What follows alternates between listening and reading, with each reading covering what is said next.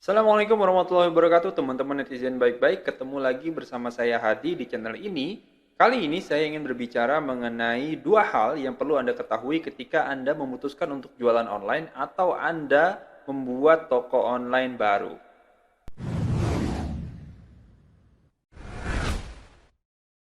Oke, rekan-rekan netizen baik-baik, bicara mengenai toko online ya sebenarnya bukan hal yang asing lagi buat kita. Ketika kita ingin jualan online, pastinya kenal banget sama yang namanya toko-toko e-commerce seperti Tokopedia, Shopee, dan sebagainya. Nah, membuat toko online itu di e-commerce ya maksudnya, itu memang adalah cara yang paling efisien dan ekonomis untuk saat ini. Bahkan mungkin salah satu cara yang paling efektif. Kenapa? Karena memang di tahun 2020 itu traffic di e-commerce itu naik drastis ya dengan adanya pandemi. Mungkin karena yang tadinya tidak terbiasa dengan bertransaksi di e-commerce ya. Jadi akhirnya terpaksa terbiasa gitu. Ya karena memang mau datang ke mall, mau datang ke toko offline gitu ya, itu, sangat terbatas pergerakannya gitu ya, karena dilarang dan sebagainya ya. Nah, maka semua lari ke e-commerce gitu, makanya kenapa traffic-traffic itu jadinya banyak ke e-commerce semua.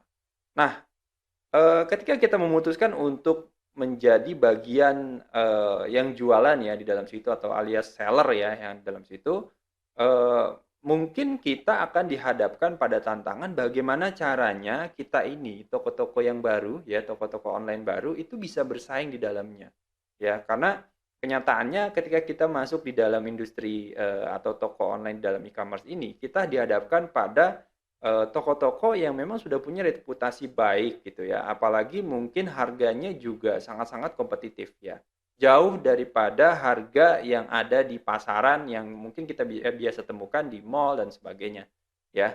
Nah, untuk itu saya coba memberikan 2 hal yang perlu Anda ketahui, ketika Anda, menjadi atau, memutuskan untuk membuat toko online baru di e-commerce tersebut. Nah, saya coba memulainya dengan satu kalimat ini, ya, yang orang cari di toko online adalah harga yang paling murah, ya. Tetapi yang membuat orang memutuskan membeli adalah reputasi. Nah, saya coba jelaskan dulu, kata-kata ini. Jadi memang, apa yang orang cari di dalam e-commerce tersebut ya, dengan barang yang sama ya, kita bicara, catatannya adalah, barang yang sama ya, dengan kualitas yang sama dan sebagainya, adalah yang paling murah pastinya ya. Jadi kalau misalkan kita mau beli barang A ya, pasti itu kan yang jualan itu nggak cuma satu lapak gitu, atau nggak cuma satu toko ya. Tapi biasanya kita akan mencari lapak atau toko yang memberikan harga yang paling kompetitif kan gitu ya, pastinya seperti itu. Nah, tapi yang membuat kita memutuskan untuk membeli di toko mana itu adalah reputasinya gitu ya. Belum tentu loh ketika ada sebuah toko jual harga yang paling murah, itu kita akhirnya beli di situ kalau belum ada reputasi sama sekali ya. Jadi harga yang kompetitif itu penting ya, reputasi itu juga penting atau mungkin lebih penting ya. Kenapa tadi saya bicara lebih penting? Karena ketika kita bisa memberikan harga yang paling murah tapi kita tidak punya reputasi, maka, sepengalaman saya, lapak kita juga nggak akan laku gitu ya, produk kita juga tidak akan laku gitu ya. Jadi 2 hal ini sangat penting, punya harga yang paling murah saja tidak cukup, Anda juga harus punya reputasi. Punya reputasi saja tidak cukup ya, Anda juga harus riset ya, bagaimana Anda bisa memberikan harga yang paling kompetitif di dalam toko online tersebut, ya. Oke, saya lanjut. Jadi, eee, ketika kita sudah membuat toko online nih ya, yang ada di dalam, toko toko di Tokopedia atau Shopee atau Bukalapak dan sebagainya ya, maka yang perlu kita lakukan adalah membuat traffic untuk toko kita ya. Saya nggak bahas di sini bagaimana caranya membuat iklan ya, karena kalau kita ikutin panduan di dalam e-commerce-nya sendiri juga ya, namanya beriklan di dalam situ tuh gampang ya, yang jelas kita harus punya, fotonya ya, kalau bisa yang asli, kemudian kita sudah bisa membuat judul yang baik, ya, kemudian kita bisa menjelaskan atau mendeskripsikan produk apa yang kita jual, gitu ya, di dalam situ, selengkap-lengkapnya. Nah, eee, kemudian, yang perlu kita lakukan adalah membuat traffic untuk iklan-iklan tersebut ya. Saya coba membagi ya, kita bicara traffic dulu ya. Kita mencoba membagi menjadi dua nih. Kita bicara toko baru ya. Kita bicara toko baru ya. Yang pertama adalah traffic warming up, yang kedua adalah traffic take profit ya. Jadi ketika kita memutuskan untuk membuat toko online baru, kita jangan fokus untuk take profit dulu ya.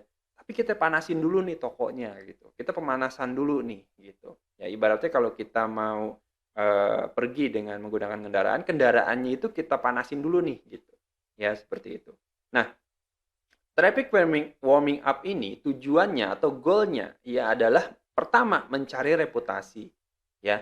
Jadi Anda jangan berpikir untuk mencari profit dulu di dalam proses warming up ini gitu ya.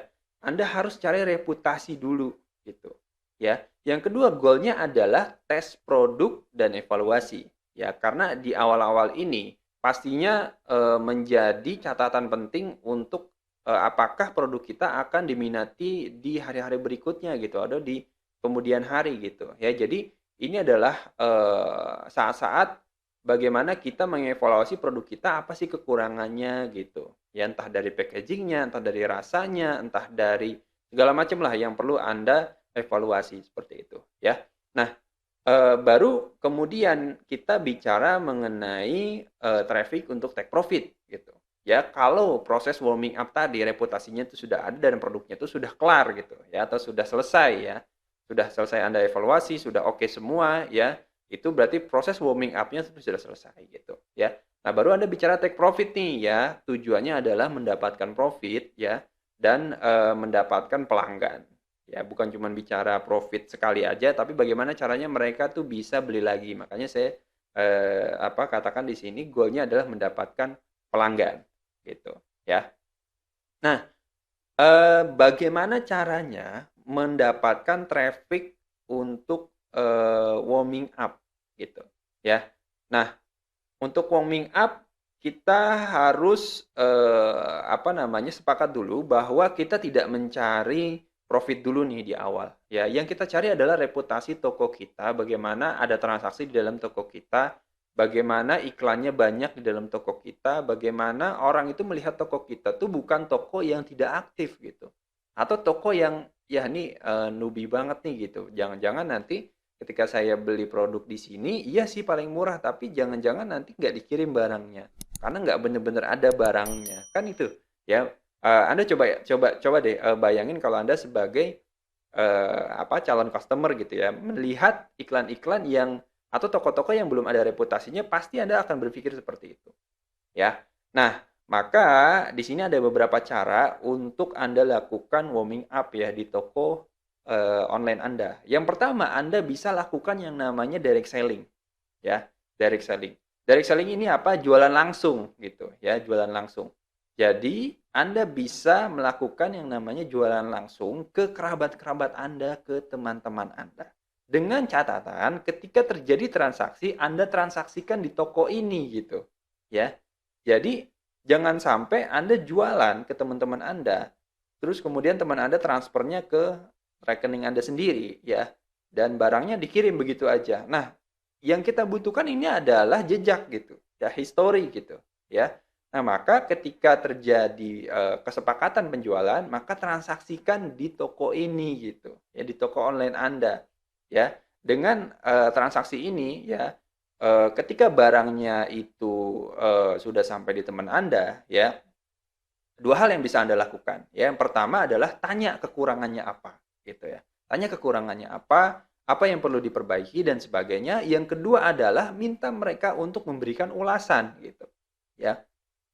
Karena pastinya kalau temen tuh bakalan bantu dong gitu ya, nggak mungkin lah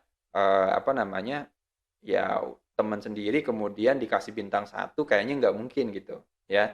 Anda bisa melakukan pendekatan kepada teman Anda sebagai pembelinya ya, untuk memberikan reputasi bintang 5, bahkan harus kasih fotonya, harus kasih videonya gitu ya, harus kasih kata-kata yang akan membuat orang yang melihatnya nanti itu percaya juga bahwa toko Anda memang benar-benar meyakinkan gitu ya, seperti itu. Yang jelek-jeleknya baru Anda ambil kemudian Anda perbaiki gitu loh, yang saya maksud.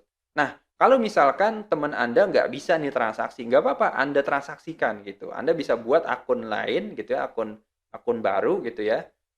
Tapi catatannya tidak boleh connect di internet yang sama ya. Kalau memungkinkan dengan handphone lain gitu ya. Connect-nya dengan mobile aja, jangan pakai WiFi rumah juga gitu karena nanti pasti akan terdeteksi ya. Ini sebenarnya catatan ini bukan fake order ya. Ini bukan fake order.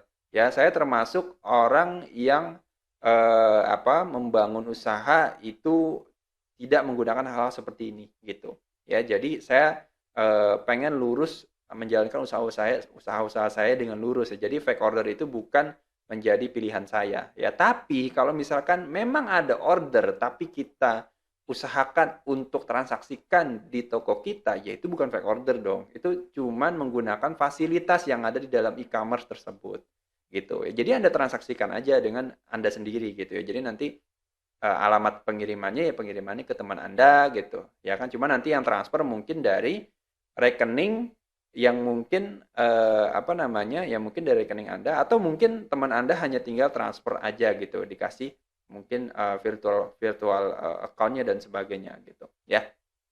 Ya, seperti itu. Kemudian yang kedua caranya adalah iklan di sosmed. Ya, ini bisa Anda lakukan dengan memposting secara organik atau mungkin Anda menggunakan iklan berbayar ya, iklan berbayar tapi prosesnya memang Anda butuh modal nih beberapa gitu ya. Jadi memang untuk awal ini saya sangat merekomendasikan Anda direct selling atau Anda mengambil pilihan yang ketiga yaitu memberikan coba gratis gitu ya. Nah, eh, pertama, kenapa sih pilihannya tuh saya sarankan dua ini gitu ya, direct selling sama coba gratis ya. Kalau direct selling oke, ketika Anda memang produk sudah siap jual dan teman-teman Anda itu mendukung ya, mungkin Anda punya jaringan yang baik gitu ya.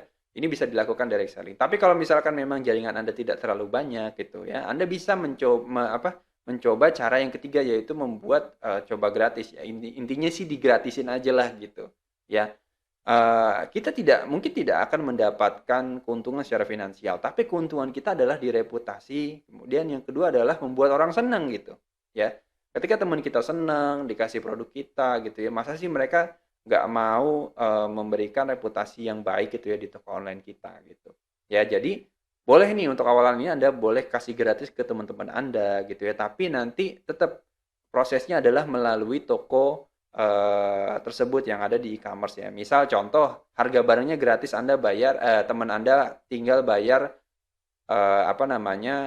ongkos kirimnya aja gitu. Ya, jadi mungkin barangnya bisa Anda mungkin buat formalitas aja Anda hargai 2.000 gitu ya. Jadi sama ongkos kirim misalkan 9.000 jadi 11.000 mereka bayar gitu. Ya, tapi kan mereka cuman bayar ongkos kirimnya aja gitu. Ya, seperti itu. Nah, baru kita bicara take profit. Jadi ketika warming up, itu Anda jangan berpikir untuk mendapatkan profit dulu gitu. Apalagi Anda baru masuk di toko online gitu, ya. Bisa balik modal aja, itu menurut saya itu sudah jadi keuntungan buat Anda. Kenapa? Karena balik modal kemudian keuntungan Anda itu adalah di reputasi gitu, ya. Nah, kalau Anda sudah punya reputasi, ya baru deh Anda berpikir untuk take profit gitu, ya. Nah, untuk mendapatkan take profit ini Anda bisa membuat traffic untuk toko Anda melalui beberapa cara. Yang pertama sama ya direct selling ya, mungkin Anda bisa tawarkan kepada teman-teman Anda, cuman ini udah beda nih, udah nggak promo lagi lah tanda kutip. Kemudian yang kedua adalah iklan sosmed. Iklan sosmed ini Anda bisa lakukan mungkin dengan cara endorse ya, endorse micro influencer ya. Mungkin nggak perlu influencer-influencer yang punya followers yang jutaan gitu ya, karena itu pasti akan berbanding lurus dengan biayanya. Yang kedua, eh, bahkan merek-merek ternama pun sekarang lebih memilih micro influencer gitu. Jadi influencer yang mungkin secara follower mungkin tidak sebanyak influencer-influencer besar, tapi memang punya kedekatan yang sangat tinggi dengan para followers-followersnya gitu ya. Atau yang kedua Anda bisa melakukan organic ads atau paid ads gitu. Ya kalau saya secara pribadi kalau misalkan setup toko saya memang sudah layak untuk diiklankan, saya memilih untuk mencoba iklan berbayar gitu. Kenapa? Karena kalau kita bicara organik doang, itu terbatas sekali gitu ya lingkupnya, hanya kepada follower-follower yang ngelihat postingan-postingan kita aja. Apalagi di Facebook sama Instagram itu sangat-sangat terbatas. Kalau TikTok masih oke lah kita bicara organik gitu. Kita bisa dapat apa namanya traffic dari organik ya. Asal kontennya itu benar-benar menarik sesuai dengan gaya-gaya orang di TikTok ya seperti itu. Ya. Nah, kemudian Anda juga bisa lakukan iklan di platform e-commerce-nya. Jadi setiap e-commerce pasti itu ada yang namanya iklan premiumnya ya kan. Misal contoh iklan kata kunci dan sebagainya gitu ya. Nah, Anda boleh lakukan iklan di platform e-commerce ini untuk meningkatkan traffic ke iklan-iklan Anda yang ada di dalam e-commerce tersebut ya. Dengan catatan Anda sudah memiliki ulasan gitu ya. Jadi jangan lakukan iklan di platform e-commerce tersebut pada saat proses warming up ya.